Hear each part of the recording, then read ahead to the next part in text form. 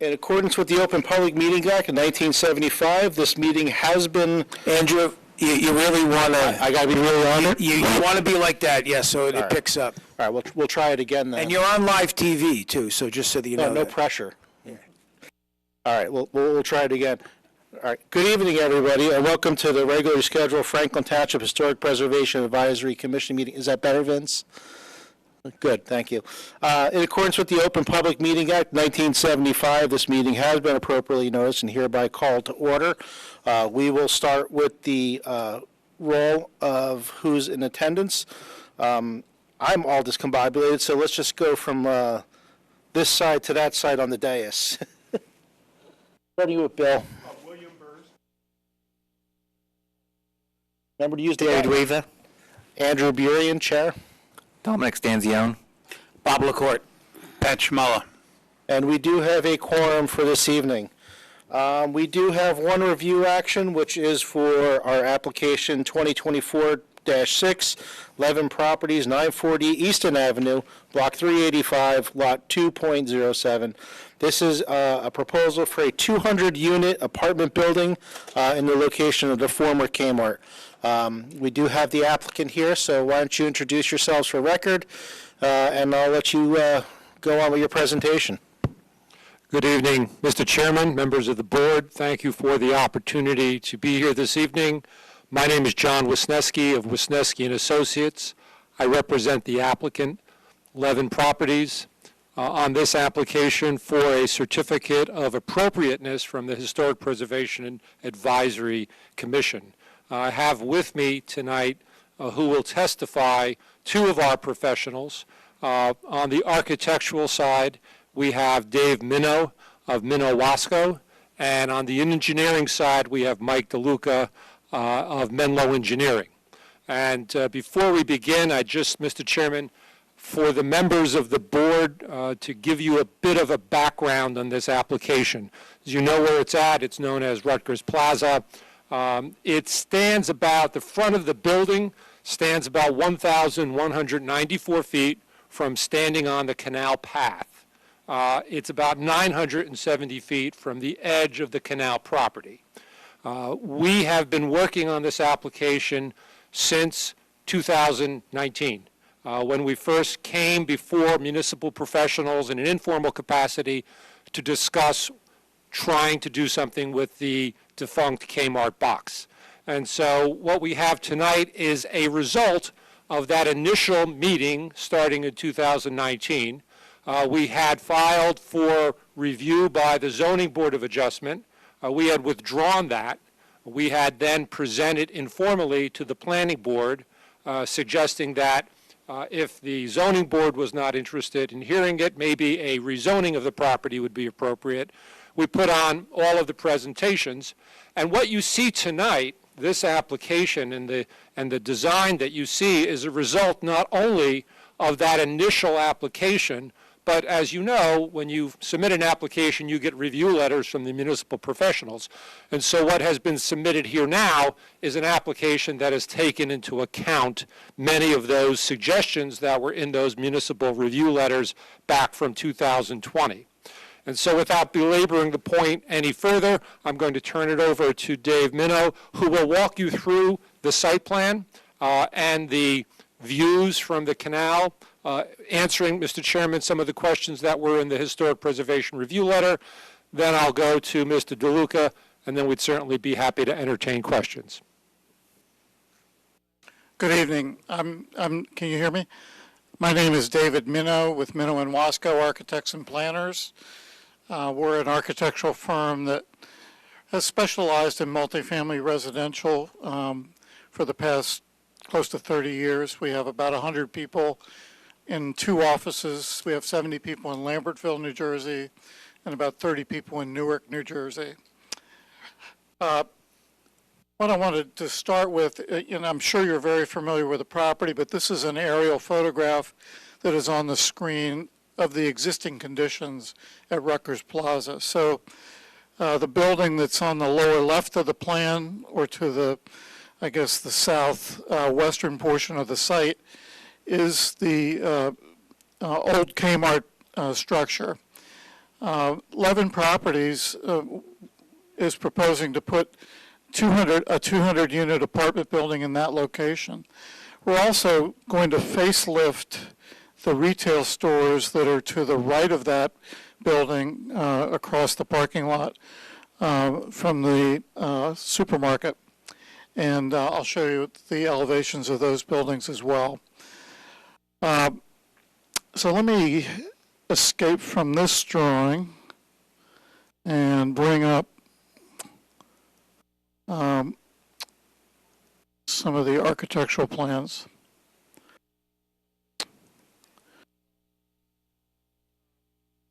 So this is a rendered site plan of that portion of the site in that southwest corner. So the E-shaped building that you see in this lower left-hand corner is the 200-unit apartment building. It's 4 stories in height. The height from the grade to the roof deck is 46 feet, 46.75 feet to the roof deck. It's a very nice contemporary building. It's got a drop-off in the front to give it a sense of an address and a covered entryway at the main entry to the building. As someone enters the building in that yellow area in the center, you're in a beautiful lobby space, and the 2 purple areas are amenity spaces which lead out to 2 courtyards. The courtyards face south, basically south, to get sunlight into them. We have a pool in the left-hand courtyard and a more passive courtyard on the right-hand courtyard. It's a double-loaded corridor building, again with E-shape in plan, and the corridors serve units on both sides. We also, I think one of the questions in the review memo was how is trash handled in this building. Because it's an elevator-served building, we're using a more modern technique of, instead of having outside dumpsters, we have an internal trash chute which brings trash down to a trash termination room in the back of the building in this lower right-hand corner.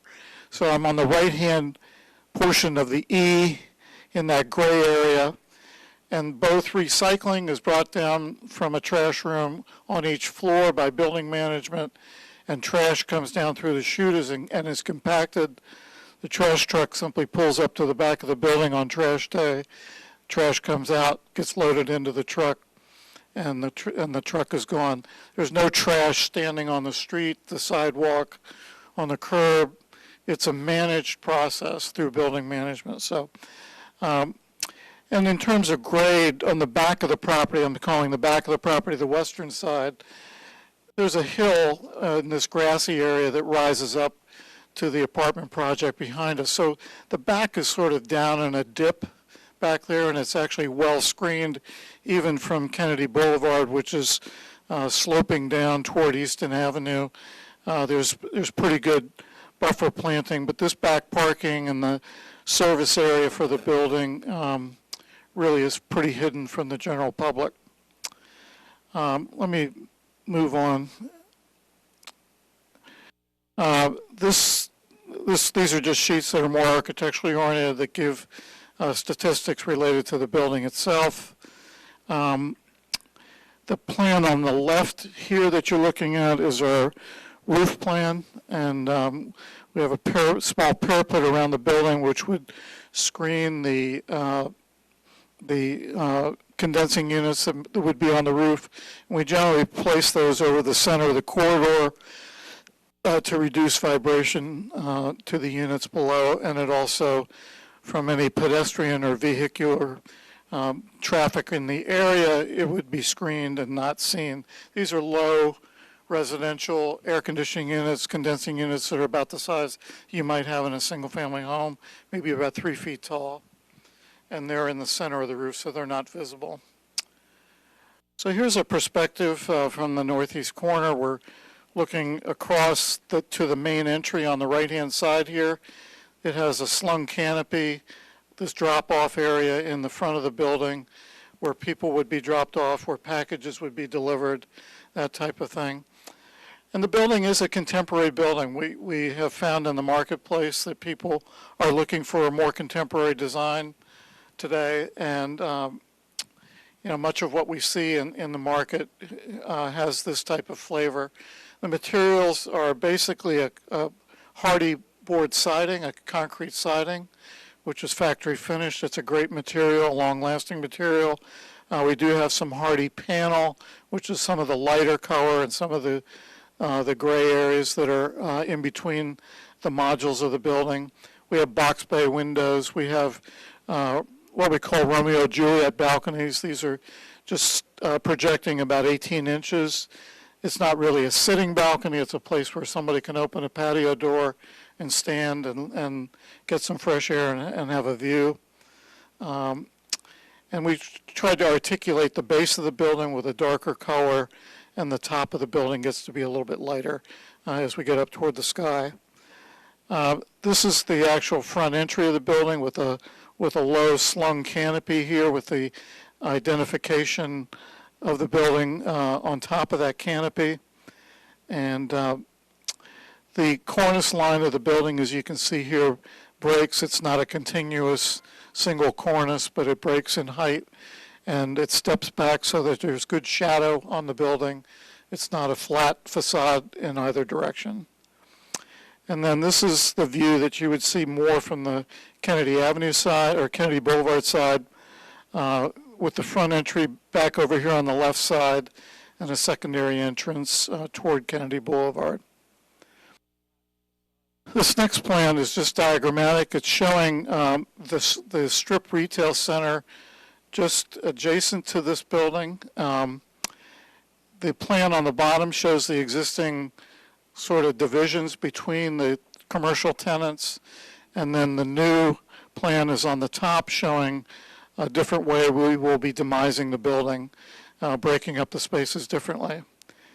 And again, this is our facade treatments. The drawing on the top gives you the entire facade of that building. So the residential building would be to the right of this top drawing, and then the commercial facade here, again in a contemporary mode.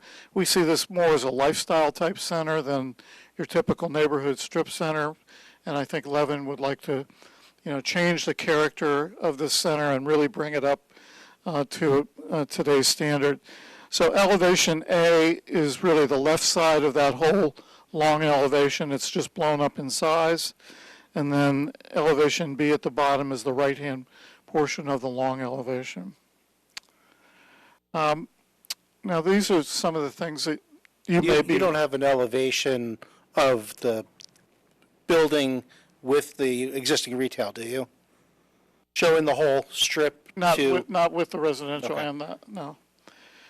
So this drawing may be, or this aerial photograph may be interesting to you. This is, it's called a reference map, but it's showing you places where we've taken photography and then imposed digital images of what you will see. So the first image is going to be over here to the right side of Kennedy Boulevard, and it's the Marconi Plaza intersection. So the direction of the photograph is the direction of that red arrow. The second photograph is up here from the apartment project directly behind us, and this is called the Park at Franklin. So this is taken toward the rear of the building, of the new residential building in this location.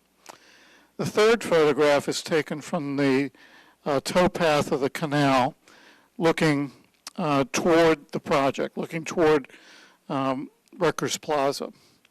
So this is just to orient you of the three photographs we're going to show you. So this is the first photograph. This is an actual photograph with our proposed building laid into the photograph. And this is done accurately with computer imagery. So here you see the residential building here, the existing trees along Kennedy Boulevard block much of the view there. This second photograph is taken from the parking lot of the Park at Franklin Apartments. So you're at eye level, someone standing in this parking lot looking toward our project. And this is the residential building in the distance that you would see. So approximately 2 stories of it are below the grade level of this apartment project. So that's when I was describing how the back of our building sort of sits down in a hole. You're really only seeing 2 stories, and it's really sort of matching the scale of the existing buildings that are in this older apartment project here. So the roof lines are sort of meeting the sky at about the same place. And then I think one of the views that you're going to be most interested in is the view taken from the canal towpath. And we took a very conservative view. We took this as a winter photograph without leaves on the trees. It's much different in the spring and summer and early fall. But let me run you through this. The A building that you're seeing through the trees here is the existing Stop and Shop. The B building that you're seeing right here is the Chase Bank. The C element is the existing monument sign at the entry to the project off of Easton Avenue. And then D is the Wendy's, which is actually on the far side, on the close side of Easton Avenue from this photograph. But that's an existing structure that you can see right there, the existing Wendy's restaurant. So you can see that the visual here, we can't even really see the existing building that exists there, the existing retail store in place of where we're going to be, where the Kmart was. You can't really see that. This is another drawing that you all have asked for. It's a cross-section through the site. So the red line, if you orient yourself, I'm sorry, the building that we're talking about, the new residential building, is the E-shaped building in the lower left-hand corner. And the red line is the cross-section line, as if you took a knife and cut through the site and you were looking to the north. I'm going to do that. That's a good comment. So let me see if I can zoom in a little bit. And that's coming up the main center drive off of Easton Avenue. That's correct. It's coming right up that center drive. And as you well know, at the entrance to Rutgers Plaza, there are existing retaining walls on either side of that entry drive. And they're fairly significant. There's a great deal of grade change between Easton Avenue and even this restaurant pad site on either side, the Chase Bank. There's a great deal of grade change. Our engineer can probably tell you exactly what it is, but it's in the neighborhood of like 18 feet. But you can see the section line is cutting through the canal, and the towpath is on the eastern side of the canal. So let me see if I can, oh boy. I'm going to try to blow up this section a little bit.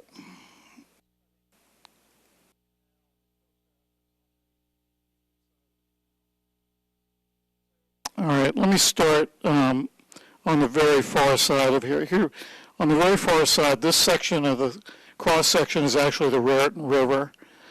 And then we come up to the embankment that comes up from the river, and the towpath is in this location right here on the eastern side of the canal.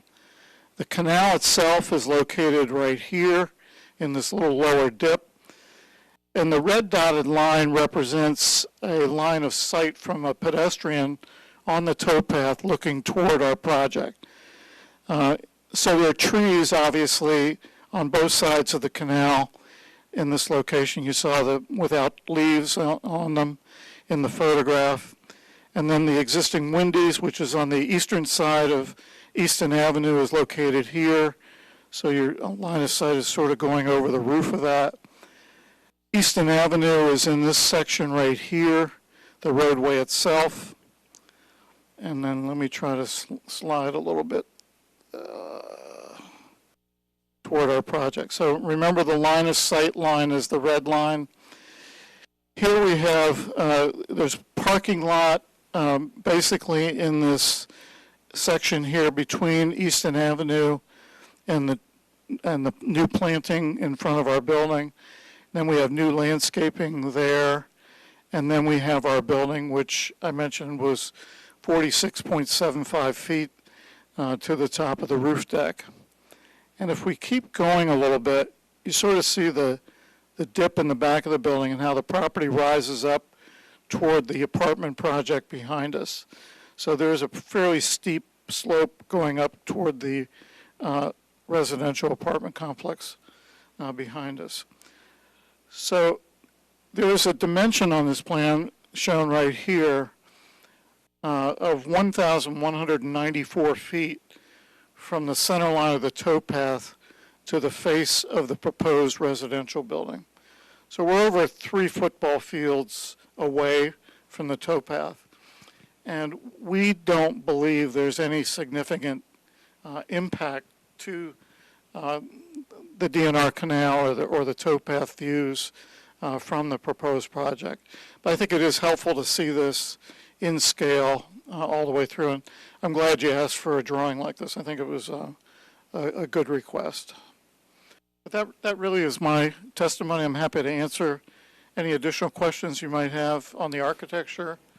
So we'd asked for a few of these sections in various locations. This is the only one you have with you? This is the only one I have. Yeah, this I think tells the biggest story of the resource of the canal and the towpath. It does, but it lies just a little bit in that the section happens to be cut through the only portion of the site that has, we'll say, dense trees directly in front of the building, where if you were to cut it anywhere else, you wouldn't have a collection of trees that close to the building in the section. But we could get to that. I'm just wanted to point that out. And then one of the other sections that we had requested would have been going north-south on this page, which would be east-west, and that would really have shown the grade difference between JFK and the building site. So I think one of the photo renderings you produced showed that a little bit, so we could use that as a reference. Yeah, it does. This particular drawing right here. But there is a significant grade change towards the back of the property to the front elevation of this building. Yeah, you're really at the back of the property here from the intersection of Marconi Plaza. You really only see 2 stories of the building, of the new residential building, whereas in this location on the far left, you do see the full 4 stories in this location. Do you know what the delta is, the difference in height between the height of this building and the height of the existing facade of the Kmart building? I don't. Our engineer might know the height of the existing building. Ours is 46.75 feet.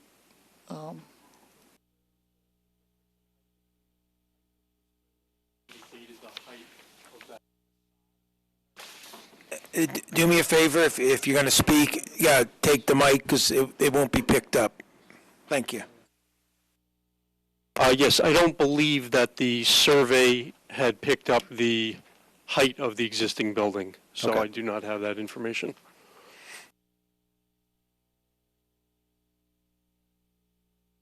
Is there anything else to your presentation? We can fire away questions? Yeah, I mean, the engineer may have some information. Do you want to do him first and then the engineer? So them both? No, let's hear the whole presentation, including the engineering, and then we'll circle back with any questions. I think that makes the most sense. Thank you, Mr. Chairman. Good evening. My name is Mike DeLuca. I'm the project engineer on this particular project. I've worked for Menlo Engineering for the past 30 years. For this particular design, we were limited to the area in front of, on the exhibit there, in front of the former Kmart building. Under construction, as you may know right now, is the McDonald's up front. And the scope of our work was limited to that back portion, but what we did was we realigned the drive aisle coming in. So once you get past that 4-way intersection, right where that cursor is, we realigned that drive to line it up more so with the drive aisle in front of the strip center. So it produces another four-way intersection at that area and realigns the entire site in a more functional manner. We also provided a decrease in impervious coverage, so we provided more grass to the tune of approximately 1.5 acres, so about 63,000 square feet of additional grass and landscape areas from the existing site. In addition to that, we provided a number of various types of species of trees, sugar maples, honey locust, gum, oaks, elms, in that area where the existing or where the proposed building is, in different locations, parking islands around the perimeter, along the residential sides, where there is existing trees as of now. We also supplemented with additional plantings in those areas, evergreens and ornamental trees. In front of the building, we provided, again, more ornamental trees, evergreens, and our totals for landscaping, we're providing approximately 137 deciduous and evergreen trees, 44 flowering trees, and 830 shrubs, in addition to what already exists on the site. For the lighting design, we adhered to current standards and provided dark sky compliant fixtures.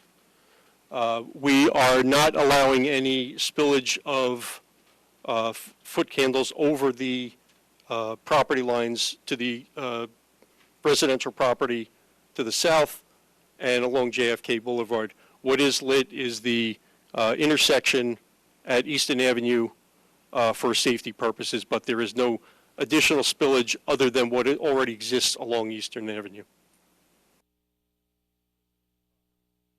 And you have the photometrics to show that? Yes, our plans include the photometrics for that.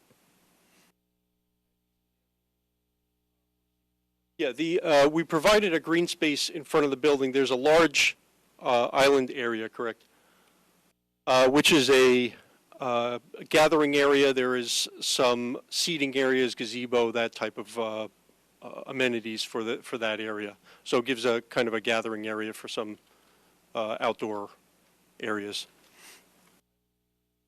And along the front of the building also, we provided a circular drive area to provide drop-off areas and also some additional landscaping.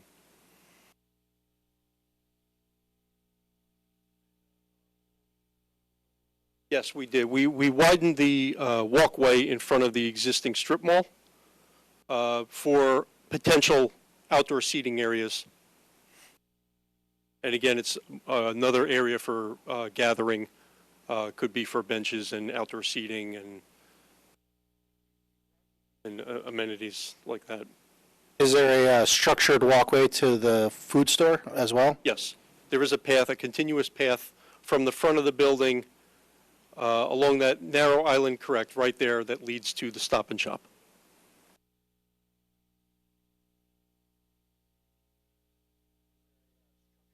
Okay. That's it. If there's any questions, I'm more than happy to answer.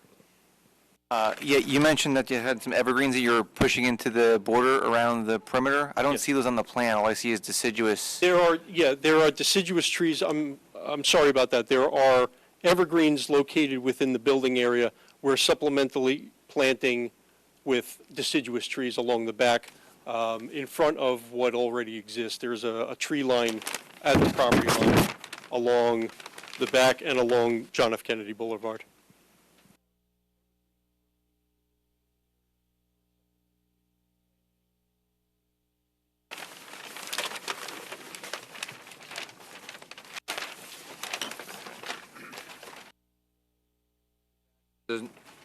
There's no evergreens that you're installing in the perimeter to help block more of the view of the building? No, our design does not show that right now.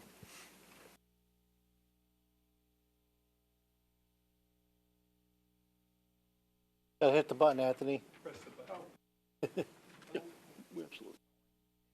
Oh, there we go. Now that we're talking about trees, it showed that you have holly trees there. And I looked on the print, and I couldn't find out where the evergreen holly trees are. Now, you have a lot of trees planted, but when the leaves fall, everything is exposed. And it only shows 1, 2, 3, 4, 5, 6, 7, 8, 9 trees along the building side, and then there's a gap between the building and trees on the corner, and there's nothing alongside of, I'm talking about JFK side, Right. and there's no trees. You have circles there, but I don't think they're trees, to block the parking lot from JFK. And I think instead of having trees, I think you should have more evergreen trees. And they should be planted at a zigzag, at least 20 feet zigzag all along JFK to the end. Right. And not 4 foot tall, at least 10 or 12 foot tall. Understood. And I've seen this around many buildings, Amazon buildings and on 27 and different areas. Do me a favor, get closer to the mic or it won't pick up. I'm sorry. And I've seen this around other buildings, warehouses and whatnot, and they block them off with tall evergreen trees, which is a blockade all year round, not part-time. Right, understood. Yeah, we can definitely review that in our office. I can consult with my landscape expert, and we can provide supplemental plantings as needed. I think more evergreen trees and a longer row of them from That's understood, right. from the beginning to the back to block it off from JFK. Page 14.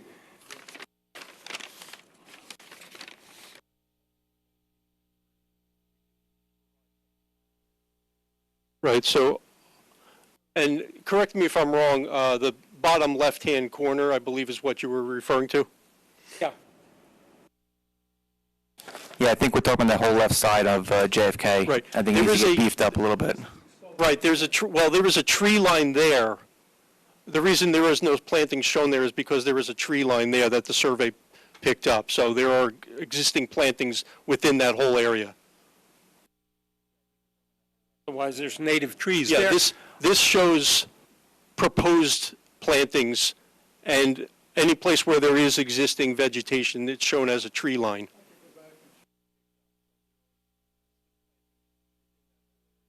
No, I know what it looks like. I've been there many times. The mic. Well, aren't the existing trees depicted on your drawing as the empty circles, the non-diagrammatic ones? Not in every case. In cases where it's a thicker foliage, Got it. we show it as a tree line. Yeah, I can see the tree line written, shown here where it is. I think that back corner is probably pretty hefty. Yeah, you could see it more so in this picture right there. So that back corner is fairly heavily. Right. There really isn't a lot of room to plant. Yeah, I think where you can, if you can supplement some evergreens into there, that would be helpful. But I also think as you get closer towards Easton Avenue, it opens up more. And even in that one area, that one facade photo you had from Marconi, I believe, you can see a lot more of the building from that view. Right. And that's a very important view, I think, for us in terms of screening the building and with the height and everything. Right, absolutely. And I think the applicant would be perfectly willing to, beef that up, work with the board in terms of what additional plantings, what type of species, where they want them. So you had mentioned roughly an acre and a half given back to green area? Correct. And that's going to be planted grass. Is that just that island section that's No, that's currently at the that's corner? Overall, in the entire development area That's that we're overall. working in, yeah. So the total number of, the total calculation of additional pervious coverage is about 63,000 square feet. One of the things that, if you were to travel down Easton Avenue and look at some of the other similar developments, whether they're the Bristol, which is an assisted living, there's even a Cube Smart Self-Storage on the corner of Marconi that came to us a year ago, and there's the Grove. One of the things that all of those have in common is that They all have a pretty hefty wooded buffer directly in front of that building. So, one of my questions is, was there any thought given to extending that island, not even the same thickness, but just a line of green across the front of the building to give a softer edge to the front facade to all that surface parking? Mr. Chairman, you're talking about in front of the residential building only. Correct. Even extending from the new island and the drop-off circle, so extend that across so that there's a softer edge there, planted with native species to help kind of break up any impact of the view corridor from not just the canal. We're also looking at the remnants of the Marconi site that was where Marconi Park is and across the street. So, I mean, I know most people drive down Easton Avenue and are like, why the hell is this historic? But there's actually quite a bit of fabric there that's more than the canal that we're looking at. Yeah, and I think the applicant would be content to do that, work with the board, with the professionals from the township, and find, what the right mix of trees and where you want them. And is there an overall reduction, given the acre and a half, there's obviously an overall reduction in paved area. It's not really our purview, but I wanted to ask the question on stormwater management. Right. Because of that, are you thinking of rain gardens or anything along those lines in any of these green spaces that could capture that? What we did provide in the stormwater design in 2 areas, and Dave, if you could go to sheet 9. What we provided in the upper left corner of the building, the north corner of the building, and the south corner of the building, we did provide 2 water quality devices. And this was a requirement from the DRCC in order to meet their TSS removal rates.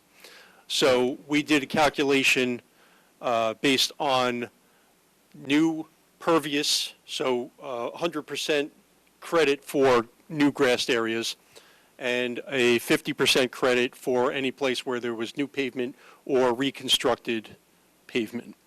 And those areas will be treated with a water quality device in 2 locations. So with the additional less, it's like a double negative, impervious, is any of that, I know you said a gazebo, for example, is any of that going to be slated for active or passive recreation? With 200 units here, there's going to be a demand for outdoor space. How do you foresee that being managed as part of this plan? Because it's not perfect, not really clear what the intent is, but you're just showing green space. Right. Most of the recreational areas are probably going to be limited to the courtyard areas. There's the pool, and then there's the corridor to the right would be green space, sitting areas, fire pits. Right. So those areas are definitely slated for passive and active recreation areas. For the residents. Right, for the residents. But the space in front of the building, as I recall from our informal planning board, it was more of a kind of a community space. Right, that's right. So Correct. that That's the community it could space. be available for a concert, whatever kind of a community event the municipality and/or the management wanted to welcome there.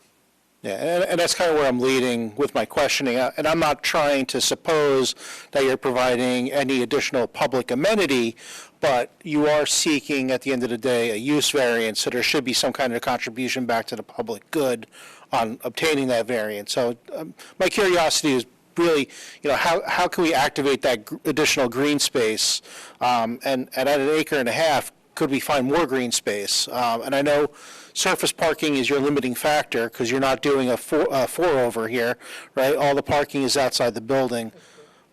So just one of the considerations that I think we're thinking about to beneficially screen the building as well as provide more of that green space. I understand.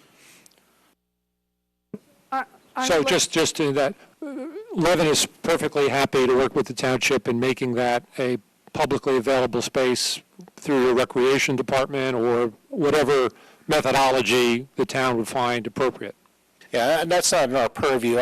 My main concern is screening and Right. and safeguarding, and But that's a different conversation. Yeah, but just to your question, in terms of making it available to the community, it's there, and we would be happy to work with the community on how that best gets used. Okay, great. So I have a comment about two things, actually. Mike, Oh, sorry, Yeah, talk closer. it's not closer because it's there. I had wanted to bring up two items. Number one being the parking, okay? And I was quite concerned, you're going to have 200 people, you have around 325 spaces or something like that. And, you know, auto theft has gone up 25% in New Jersey, okay? Those are the statistics from 2022. And having a lot of cars outside all night, and probably nice cars, sitting there is attracting, I believe, will attract crime and theft. And I don't think the police of Somerset, it's not like we have an overabundance of police in Somerset, and you wouldn't want to bring that into your neighborhood. So that's something I feel really strongly about, having lived in an urban area in an exact situation, because Easton Avenue is a major thoroughfare going to highways. Carla, I don't want to interrupt you, but that's really not the purview of the Historic Yes, Commission. it is. Architecturally, I'm going to say, I would like them to consider having underground indoor parking and not 300 cars out in a parking lot to address that situation, because you really don't want to attract crime to that area. Excuse me for interrupting, but just to close on that, building management will have camera systems throughout the parking lot, and people will know that. It's going to be well surveilled throughout the evening hours. And we need to do that to make, women and children feel safe coming in and out of the building at later hours especially. Well, we're more concerned about the appearance Right. in the historic district. And with 350 cars, approximately 350 cars out there, and 150 cars on the average may be out there all the time, this is what permanently parked, this is what we're concerned about, besides of the theft and other things that may go on. We would like to see the parking Right. under the building, or as much as possible of the parking under the building to reduce the amount of cars out front. Or you definitely should put more evergreens, tall evergreens around to block the cars. So that's the double-edged sword, isn't it? If you do more plantings and screenings, you make it more secluded and more susceptible. That's right, you're right. But and your point about it being a visual impact is taken. I mean, you don't want this to look like a used car lot. Exactly. For example. Exactly. So, Mr. Chairman, I'd just point out for the board's edification, the reduction in the number of parking spots is 157. So from where it stands today to this proposal, there's 157 fewer parking Wow. spots. There is one caveat to that, which is by ordinance, there's no overnight parking now, right? And once this is a residence, you will have 150 to 200 cars in the parking lot overnight. So your point is well taken, and I understand that. But there is that caveat that now there's an overnight element where there currently is not. As a matter of fact, in our area, as you know, there's a tremendous amount of construction of apartment buildings, and all of the parking is, inside or underground. You do not see cars parked all over the place on these lots. And there's a tremendous amount of construction going on now, of apartment buildings everywhere in New Jersey. So you will not see, hundreds of cars around it. They're inside or underground. So I really would love you to think seriously about transforming that. And our police would be very thankful, I'm sure, also. Oh, yes, there was one other thing. Okay. While the visual impact has to do with the board, the police has nothing at all to do in how much theft. And in fact, there's a bigger issue when they're in garages, because those cars, we had issues on Hamilton Street with garages when they were first built, because they're easily gotten into, because to get into them, there's typically a gate. So be careful if you're talking about two different things. If you're talking about visual impact, yes. But if you're talking about if you think they're going to be safer inside a garage, that's just not true. They're actually less safe when they're in a garage. Does it depend on the geography? It's because they're easily accessed, and people can get in, even with the cameras stop some people, but police typically will drive through the parking lot. They don't drive because they don't have access unless they put their sirens on. And people are more likely to leave their fob in a car, in a garage. And that's really not for this But it's board not to for us. discuss. I just wanted to point Right. that out, that you probably don't want that there. Yeah, I think for us, it's more about screening or hiding the visual impact than the security nature. That's really for the TRC and zoning and planning to deal with. There is one other thing I wanted to bring up aesthetically, and that is we want to create this new area to attract people, right, for the Carla. mixed-use development. And one thing I would really love to see is that they have the whole plaza paved.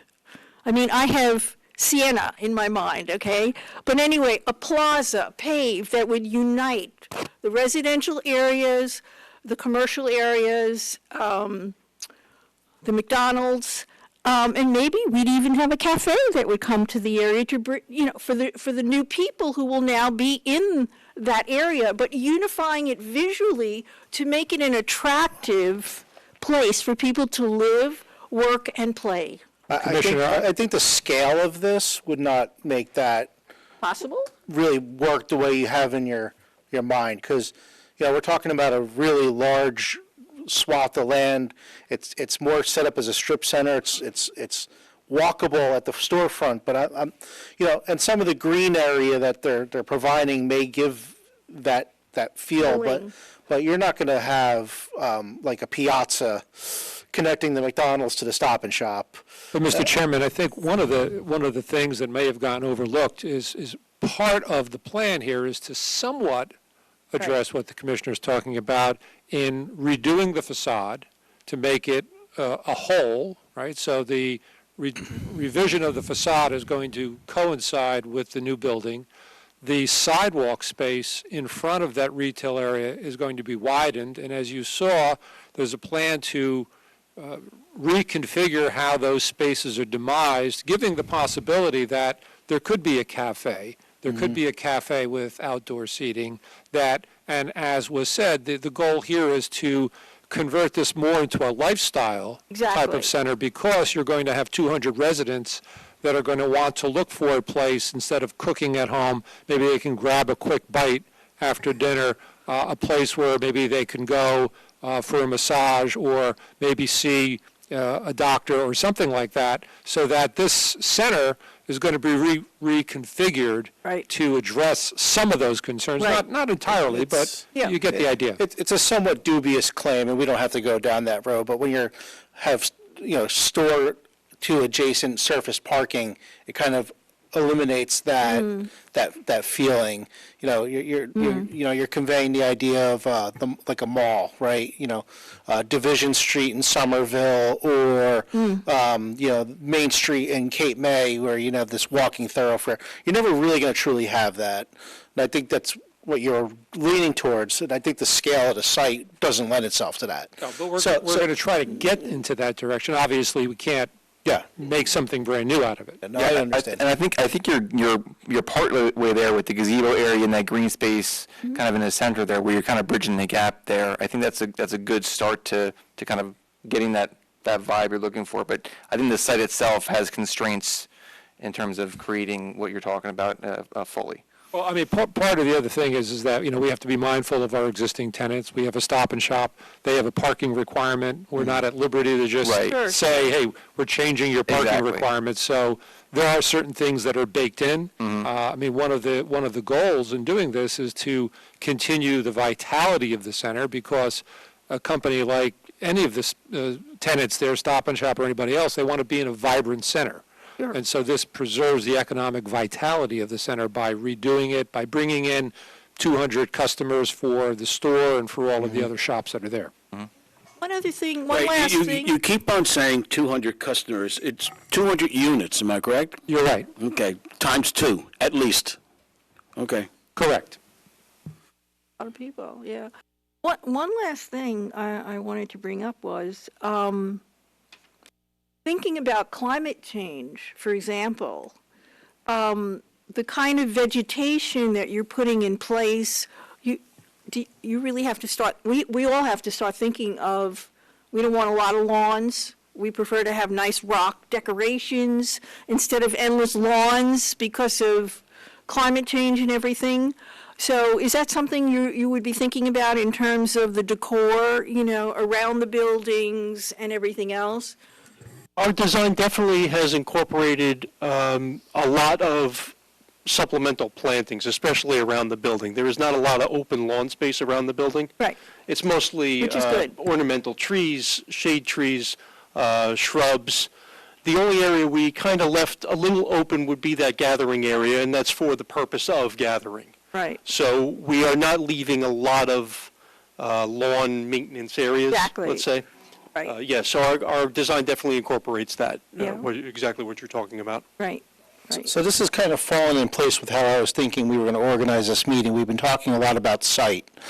There's other elements of this potential application. So I'd like to get through site questions and then move on to the other elements, which is the architecture of the proposed. And the other piece we're missing, and I don't think this is a big deal, is the demolition request of the existing structure. So does anybody else have site-related questions or comments? No? I think we hit that one pretty good. Let's talk about the demolition of the existing. Since it is within a historic district, it does have to go through the requirements of demolition. I say that kind of tongue-in-cheek, but we do have to talk about it for sake of consistency. Does anybody have any questions or concerns about preserving this wonderful Kmart box store? Or are we okay with granting a partial demolition of the strip mall? Let us discuss. I didn't think anybody was going to have a problem with it. I mean, it's more than 50 years old. It's the new historic. But I think in terms of demolition, I don't think that there's much to talk about. But for sake of sticking to, being consistent how we deal with applications, we have to bring it up. With that, we should turn towards the architecture of the building. If you don't mind, can you put up one of the photo renderings or elevations so we can, yeah, that's perfect. So we can start to talk about that a little bit. And I'll lead the conversation. I understand what you said about, market liking this style. I don't personally like this style as an architect. I'm not a fan. I will point out, and I'm not leading a comment here, I'm just pointing out that other developments of this style along Easton Avenue do not take this kind of postmodernistic form. There's gables, there's mansard, there's, in one case at the Bristol, there's a rather large turret kind of thing.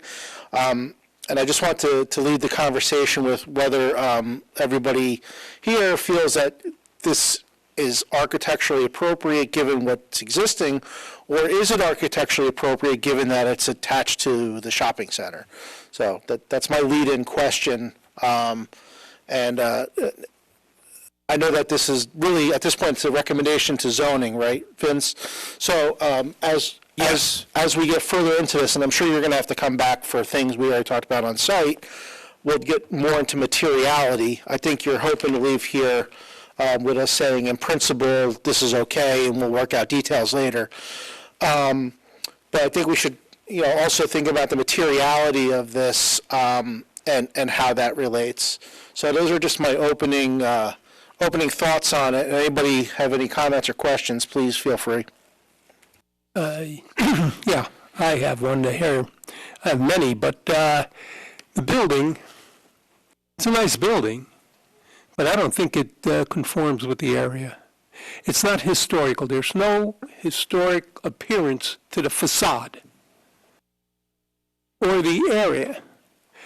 We're a historic commission here. We're trying to protect the historic byway and other places around the area. And I don't think this building, with the appearance that it has, is going to fit in the historic district.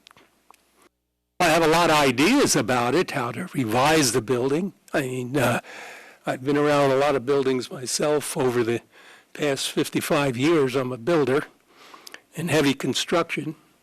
So my opinion to this is that I think you ought to go back to the drawing board. Even though I'm blunt about it, I think you ought to go back to the drawing board and make it look more historic.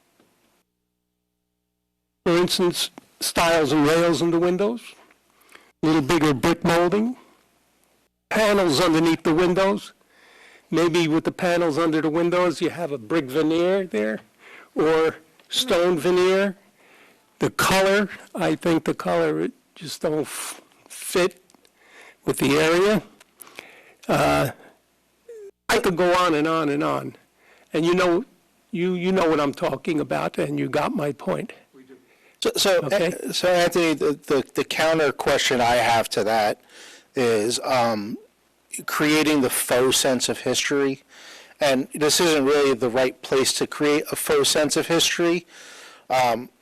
That's not to say elements that you're suggesting could not be incorporated in some way, but it may be that mold windows are not appropriate. But I guess the point is that the character of this, in your opinion, is more modern than what the surrounding is. Contemporary, very contemporary.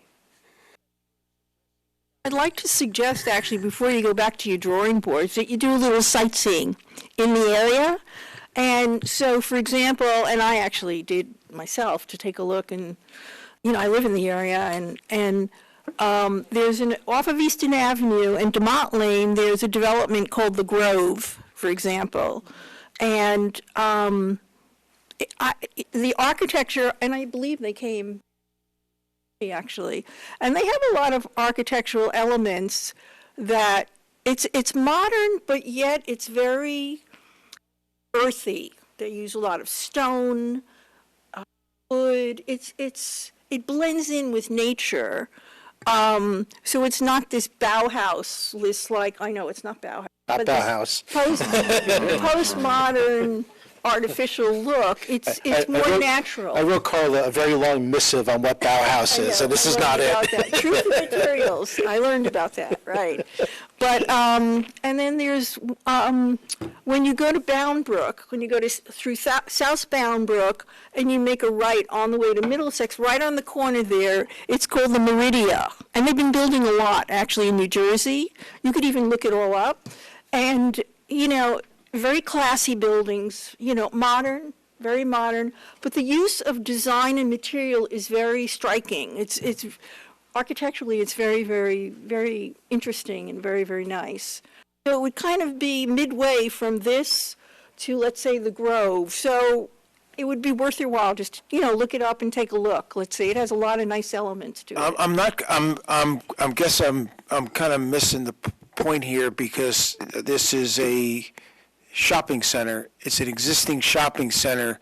And whether, let me finish, whether it's this design or another design, you're not meant to recreate history and to have a brick building or something what you're looking at is, does it have a negative impact on the view shed? So you're not looking whether you like this particular style of architecture. I think the Secretary of Interior doesn't talk about that. It talks about the visual impact that it's going to have, whether it's made out of this material or another material. We're not here to tell them how to design their building. If this was in the middle of Griggstown or South Middlebush, that would be a difference. This is on a county highway where across the street there's a McDonald's, and it's located in the back of. So telling them historical site. that this design they should change to something, I don't think that's supported by anything that the Secretary of Interior. The visual impact, yes. If you think that they had a mansard roof and it should be a flat roof or something else because you can see that from the thing. But we're really not here to tell them their architectural style. I think it's actually inappropriate to do that. Well, I actually disagree just a little, Vince. I agree with you that the site is not necessarily of a historic nature, and we're not trying to create a faux sense of history.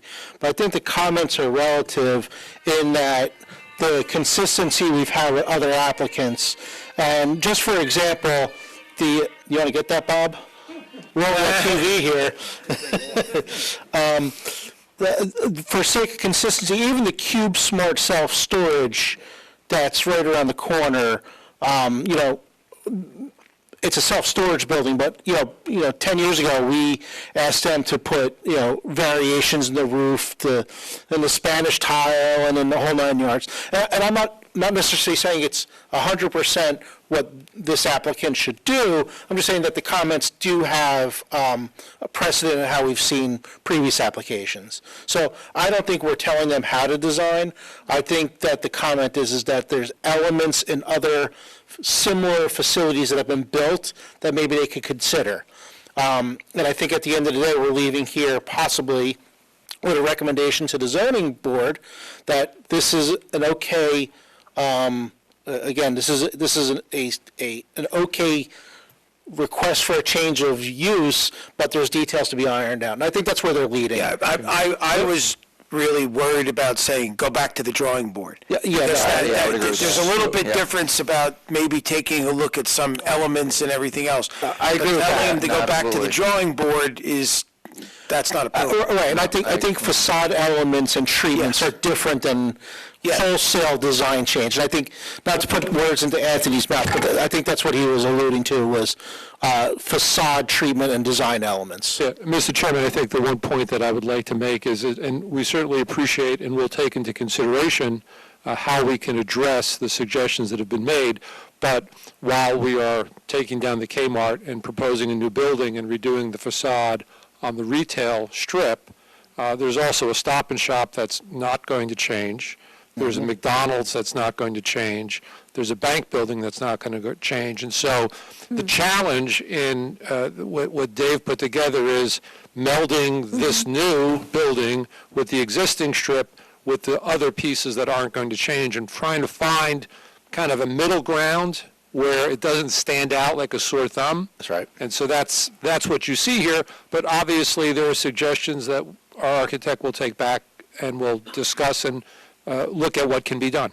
Yeah, and I think the Bristol assisted living is another good example. I mean, it sits right behind a Quick Check, Right. but there were elements introduced in that facade treatment that I guess soften the impact of the building visually. And I think that's where.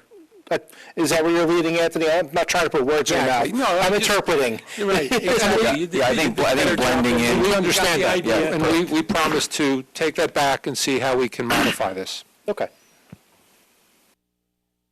Any other questions or comments on Quick question. You just touched on something there that I wasn't sure of, but you're redoing the strip mall part, but the Stop and Shop and the bank, that's the whole property is 11 property, right? Yes. And you're not going to kind of dress them up or kind of mediate them so they match the other buildings at all? So there's different agreements that apply to the Stop and Shop, to the bank, and obviously so the they have- McDonald's just got their approval, and so that's a brand-new Right, right. building. And so those things will be treated differently. So we're going to, the ones that we have the most direct control over is the Kmart and that strip that goes alongside the That Kmart. way the whole plaza kind of blends together.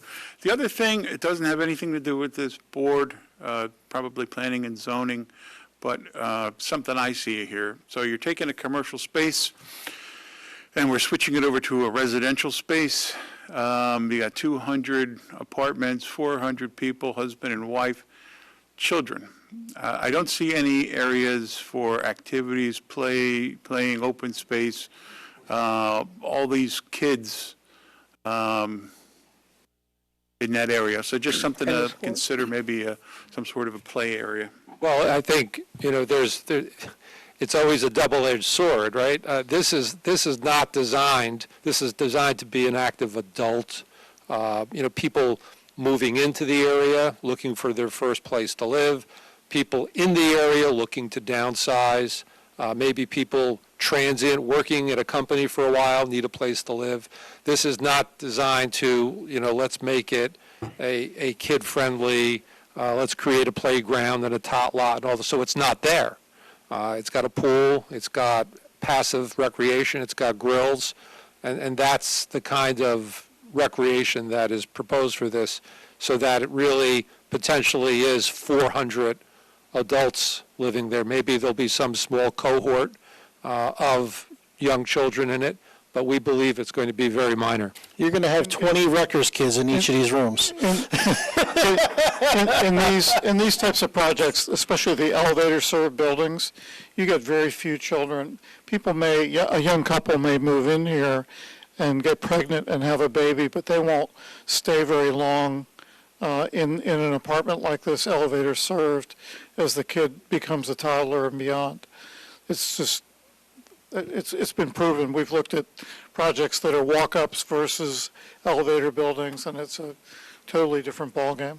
Yeah, if you look at the Rutgers study and you look at other apartment complexes in the town, when they design them like this and at the level that they're going to charge, the amount of kids is de minimis. It really is, and it's really a double-edged sword. When we've had other ones come to the board, the board always asked, "Are you going to have any areas for children?" It's always, well, no, because we don't expect many. We don't want to encourage it either. So, well, it's not, like you said, it's really not the board's purview, but it's a good question because you're talking about an outside amenity, so it's really not the question is whether it should be something appropriate for the outside, so. Yeah, given market trends and housing costs, people will stay here a little bit longer, I'm sure.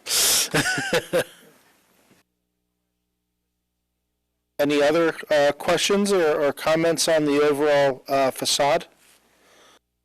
So we've covered site plan, we've covered demolition. Just make it a little softer somehow. And David, I know your firm pumps these things out. This is what you're known for, is doing these multifamily. So you know exactly what we're talking about. Okay.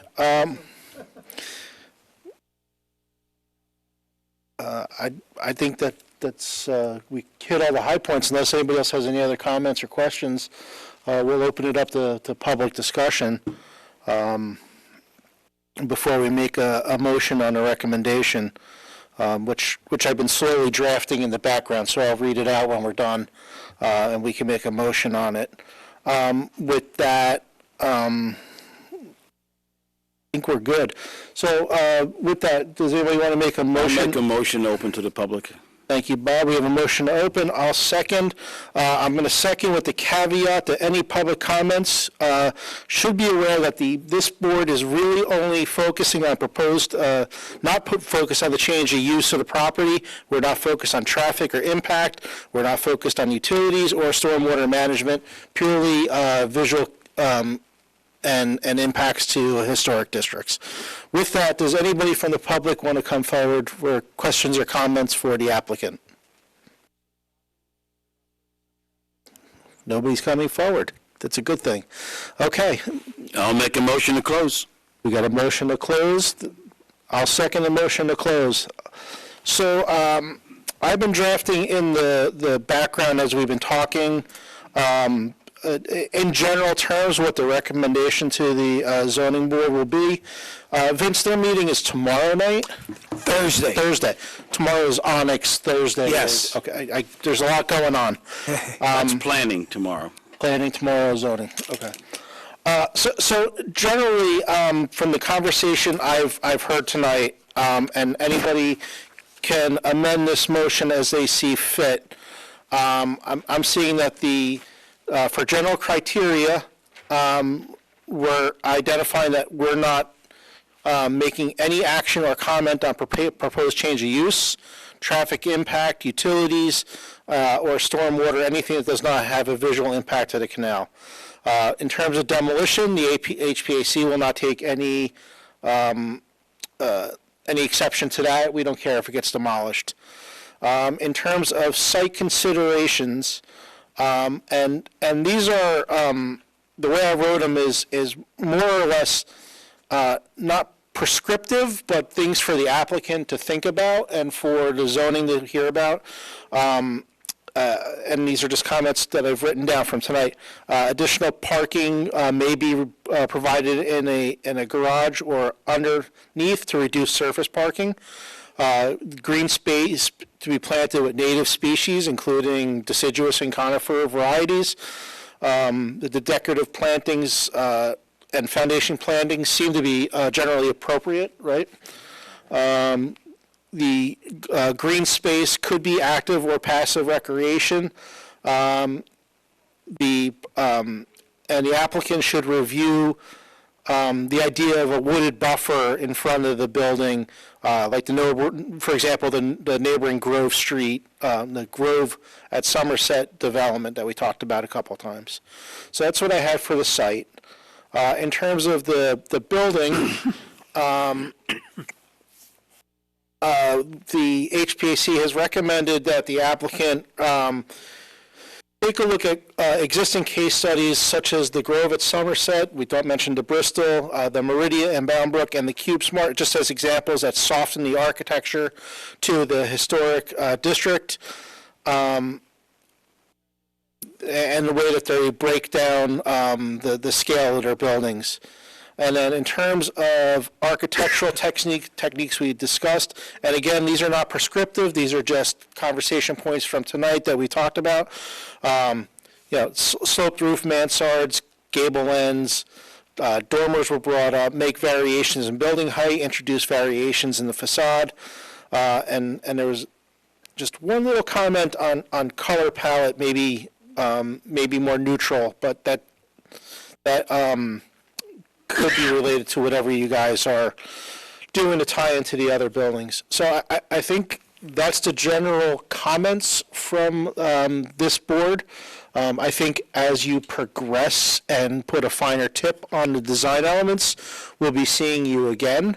But I think in general, that's going to be our recommendation to zoning. Does that jive with everybody? Is there any additions, I think the only changes? thing that you might have been missing was the beefing up the landscaping along JFK, Okay. more specifically. Thank you. Beefing up is that a technical term, beefing up? Yes, it is. Beefing,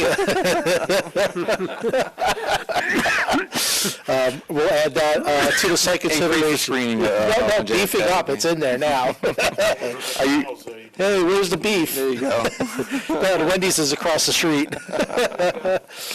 So beef up the screening, and that was inclusive of both deciduous and conifer, right? Yes, So, yeah. so I think a mix is appropriate. 'cause I think the point is that you really only have leaves on trees 4 to 5 months out of the year, right? Everybody shows beautiful trees, but mostly we see dead, dormant trees. I think that's the general tenure of tonight's meeting. So with that, I'm going to move to make that a motion as I kind of spewed that out. I don't like to make motions as the chair, but I think since I wrote it out, I'll do that tonight. If anybody wants to make any amendments or a second, please let me know. I'll second it. We got a motion, and we have a second from Dominic Stanzione. With that, all in favor? Aye. Aye. Any opposed? No opposed, so that will be the recommendation to zoning. I would appreciate, Andrew, if you could get that to me tomorrow so I can get it the applicant? I'm just going to so- send that to you Thursday evening at 5:45. Just so that, we get the verbiage and everything correct, so if there's any, he takes great notes, I know he does, but we want to make sure, we don't want to have an issue with the zoning board where we're disagreeing on a word. No, I got it pretty well written down here. Yeah. So thank you for your patience. We had to get through that. We try to be as consistent with every application as we can be. That's why I brought up demolition, even though I knew it wasn't going to be a problem. So good luck, and we look forward to seeing the next round. Mr. Chairman, members of the board, thank you very much. Great, thank you. Moving on with our agenda for this evening, you guys are welcome to stay or you could leave. We kept tonight's agenda pretty light, considering we knew that we were going to have a big review action. Is there any public discussion? This is out of order on the agenda, but I'll call it any public discussion from the group outside of this application on anything, Franklin? Nope, nobody coming forward. Any incoming correspondence? We did get a Section 106 review come in today. I have not yet fully reviewed it because I was preparing for this. I will forward the Section 106 to everybody for their review tomorrow. It's basically, it's for Samsung or cell towers, right, Vince? Yes. It's for cell towers, I think along Cottontail, but I'll send that out. Reports, any new anything from Open Space, Bob? Open Space did not have a meeting last month. Can you provide any update from Open Space on the Dunn hearing that's coming up? That is tomorrow, I believe, here, and there really is just nothing. It's going to be open to the public for discussion. Okay, good.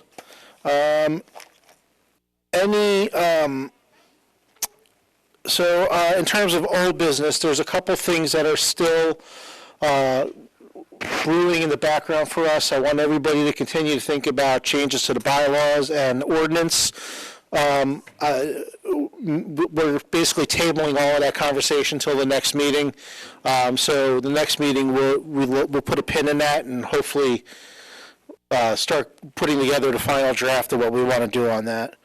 I don't have any new business. The new business is the next agenda point. Anybody else have anything new they want to bring forward? No new business. Our next meeting is scheduled for May 7th. There's a couple matters that we have pushed off, so we'll be seeing them then. There's only one other thing that I would like to do, which is the minor application subcommittee we formed in the last meeting. I'd like to extend that minor application subcommittee appointment until the next meeting, so everybody gets an extra month since we had this. I guess we have to make a motion on that, right, to extend the subcommittee? You can just do it. All right, then I'm waving the magic arm and saying, we're going to extend that. You have the subcommittee. ability to appoint people. You took volunteers. Okay. The one thing I'll mention is that I got a phone call from, everybody knows Mike Sassman. You remember he's been before this board a couple times. He called me this afternoon to say he purchased a house and that the roof is leaking, and I called him back. I don't even know where it is because he didn't leave that. As soon as I find out, Andrew, I will contact you so that you can go out and see if it is an emergency. I don't know. It was just a message, hey, Vince, call me back, without an address. So if I had known the address, I would have actually driven out to look at it and taken some pictures. So as soon as I know, hopefully tomorrow, I'll let you know, and then you do what you do with the minor. All right, yeah, and I have one question. In June, did we change the date on June because of the primary on the 6th, on the 5th, on that Tuesday? I don't remember. We have a different date in June? I don't think so. No? Okay. I don't remember. Well, we could look at that and then report back at the next meeting. If we have to move it, we'll have time. Yeah, But good to know, June. Yeah, that's the primary would be that Tuesday. I think June 5th. So we have our May meeting, and then if we have to move it, we'll move June. I do want to give just a very brief report, since I brought up the minor applications subcommittee. A group of us did meet at the old two-room schoolhouse in East Millstone, including myself, Carla, Bill. No, you weren't there. Who was there? Bill, Glenn was there. I was there. And we, and Jess was there. And we did look at their request for a new roof on that building. They've let that building go significantly from the last time we saw it. But basically, we did not approve a temporary roof at that time. We told them that they had to get more materials together, mostly because they let the building go so long that we could actually see that there's a cedar roof, a historic cedar roof on the building that was underneath the layers of asphalt. So they have to pull together some material and let us know what they're going to do. I actually have some stuff. He dropped it off, and I do have to give that to you after the meeting. So that's going to happen. So that's the short report. So we did not take action on it other than to ask them for additional. That's all I have. I think I've said it 4 times. Next meeting, May 7th. And with that, I have nothing else, and I'm ready to adjourn. Motion to adjourn. And no second needed, but I'll second it. Okay, there you go. And we're done. Thank you.